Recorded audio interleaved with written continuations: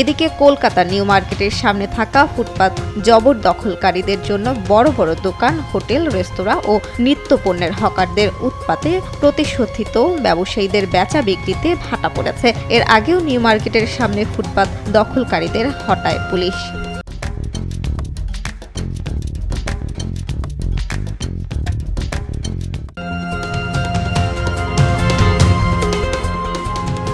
গতকাল ফের আবার অভিযান চালায় পুলিশ। নিউ মার্কেটের সামনে পুলিশের অভিযান, আটক বেশ কয়েকজন অবৈধ হকার। নিউ মার্কেট থানার ওসি অতীন্দ্র মণ্ডলের নেতৃত্বে অভিযান চালায় পুলিশ। ফুটপাত বা রাস্তা দখল করে থাকার হকারদের আটক করা হয়, সরিয়ে দেওয়া হয় তাদের অবৈধ ডালা। হাঙ্গার থেকে নিয়ে কাঠের বোর্ড সব তাই তুলে নিয়ে যায় পুলিশ। মাঝে মাঝে এই ধরনের অভিযান চালানোর নির্দেশ দেন কলকাতা পৌর সংস্থা।